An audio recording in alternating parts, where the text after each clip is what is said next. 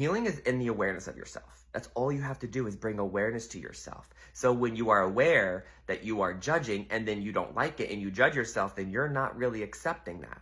So then you're not really being aware and being present with yourself. The ego will always double down. So when it sees shame, it's going to run away from it. When it sees its own mistakes, it's going to run away from it. When it sees its own judgments or negative behaviors or thoughts or patterns, it's judging and opposing and having conflict with itself.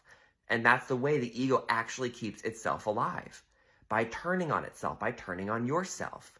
And so this is where we want to practice that prayer. I'm determined to see this differently. And you want to learn how to meditate and be present with yourself.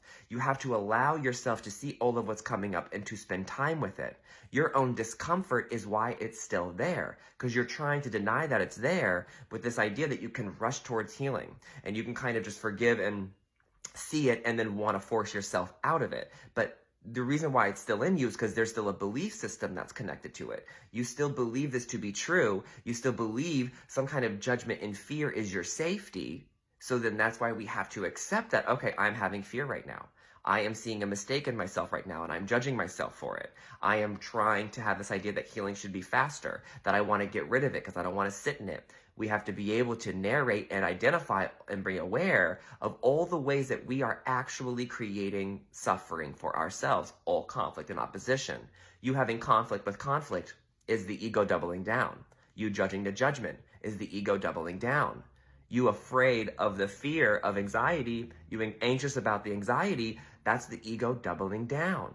And so in those moments is actually where the healing is. If you can be meditative and be aware of it and accept it. Okay, I happen to see this in myself. Don't identify with it. You are the controller of your thoughts and your feelings and your experiences. So it's okay that you see yourself not controlling it well. Not controlling it to your liking, not allowing yourself to have comfort and peace and ease and happiness. You have to teach yourself that by understanding all the ways that you're not aligning to that. But by trying to ice over it or deny it or move past it, that's just opposition and conflict. So then we are not really doing the healing. You have to sit in those really challenging, dark experiences and pasts in your life and those memories. And those hard feelings that are coming up, you have to sit with it. Sit with the grief, sit with the fear, sit with the depression, sit with the anger. You have to learn to sit with it and watch yourself, watch the mechanism in you happen and allow it to happen. We do not deny or repress or suppress anything because then that's keeping it.